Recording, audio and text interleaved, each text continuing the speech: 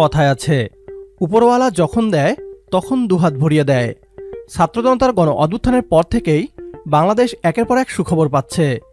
একটা সময় ডলার সংকটের কারণে জ্বালানি তেল কিনতে না পারা বাংলাদেশের মাটিতে বিশাল এক তেলের খনি আবিষ্কার হলো। প্রত্যাশা এবং ধারণার চেয়েও বেশি তেল মজুদ আছে নতুন আবিষ্কার হওয়া এই তেলের খনিতে। সিলেটে আবিষ্কার হওয়া নতুন এই তেলের খনি বদলে দিতে চলেছে বাংলাদেশের চেহারা। নতুন বাংলাদেশকে আর সৌদি আরবের কাছে ধারে জ্বালানি তেল দিতে অনুরোধ করতে হবে না। কিভাবে বাংলাদেশের ভাগ্য খুলে দিতে চলেছে সিলেটে আবিষ্কার হওয়া নতুন তেলের খনি, বিস্তারিত থাকছে আজকের এই ভিডিওতে। অনুরোধ করছি ভিডিওটি শেষ পর্যন্ত দেখার জন্য। বাংলাদেশের তেলের খনির ইতিহাস মূলত গ্যাস ক্ষেত্রগুলির অনুসন্ধানের সাথে সম্পর্কিত।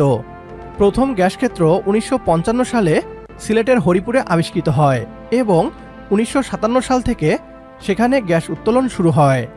1986 সালে হরিপুরের 7 নম্বর কূপে বাংলাদেশের প্রথম তেলক্ষেত্রটি আবিষ্কৃত হয়, যা সিলেট গ্যাস ফিল্ডস লিমিটেড কর্তৃক চিহ্নিত করা হয়েছিল।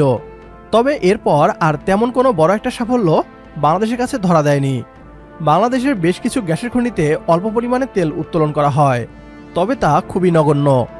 তবে এবার বাংলাদেশের কপাল খুলে দিয়েছে সিলেটের হরিপুর গ্যাস ক্ষেত্রের 10 নম্বর কূপ। বাংলাদেশে এত বিপুল পরিমাণে তেলের মজুদ থাকার পরও বিগত সরকার এবং তাদের দোসররা কমিশন বাণিজ্যের জন্য এতদিন দেশের মানুষের অর্থ ব্যয় করে আমদানি করত। নতুন বাংলাদেশ হাঁটছে ভিন্ন পথে। এবার বাংলাদেশের নিচে মজুদ থাকা তেল উত্তোলন করে এদেশের মানুষের ভাগ্য বদলানোর মিশনে ছাত্র জনতার নতুন সরকার। হরিপুর গ্যাস ক্ষেত্রের 10 নম্বর কূপে তেলের সন্ধান পাওয়া গেছে। তবে একই কূপে গ্যাসেরও অস্তিত্ব মেলার কারণে কর্তৃপক্ষ তেল উত্তোলনের জন্য নতুন একটি কূপ খননের সিদ্ধান্ত নিয়েছে। ইতিমধ্যে সিলেট এক্স নামের নতুন কূপটির উন্নয়ন কাজ শুরু হয়েছে। 10 নম্বর কূপ থেকে ভবিষ্যতে দৈনিক 20 মিলিয়ন ঘনফুট গ্যাস উৎপাদনের সম্ভাবনা রয়েছে। সিলেট গ্যাস ফিল্ডস জানায়, সিলেট এক্স কূপের লক্ষ্য ছিল 3380 মিটার গভীরতা পর্যন্ত পৌঁছানো, যদিও কিছু ভূতাত্ত্বিক জটিলতার কারণে তা অর্জন সম্ভব হয়নি। তবে নতুন কূপে সেই লক্ষ্যমাত্রা অর্জনের পরিকল্পনা রয়েছে। দেশের গ্যাস সংকট কাটাতে প্রতিষ্ঠানটি আরও কয়েকটি অনুসন্ধান কূপ খননের উদ্যোগ নিয়েছে। এর মধ্যে রয়েছে টুপিটিলা 1 এবং কৈলাসটিলা 9 নামের দুটি অনুসন্ধান কূপ, যেগুলোর জমি অধিগ্রহণ প্রক্রিয়া চলমান। পাশাপাশি রশিদপুর 11, রশিদপুর 13 এবং সিলেট 11 নম্বর কূপের উন্নয়ন কাজও সমানতালে এগিয়ে চলেছে।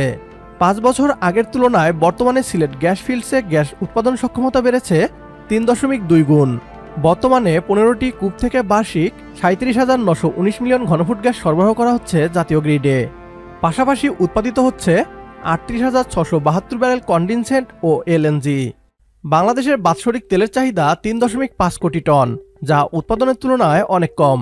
তবে যে হারে নতুন নতুন কূপ থেকে গ্যাস এবং তেল মজুদ আবিষ্কার করা হচ্ছে, তা আমাদের আশাবাদী করতেই পারে।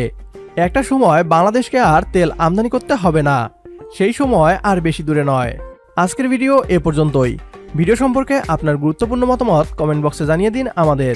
সেই সাথে ভিডিও শেয়ার করে দেখার সুযোগ করে দিন আপনার বন্ধুদের। আপনার একটি শেয়ারে হয়তো অনেকেই জানবে বাংলাদেশের ইতিবাচক খবরগুলো। পরবর্তী ভিডিও দেখার আমন্ত্রণ জানিয়ে বিদায় নিচ্ছি আজ। আল্লাহ হাফেজ।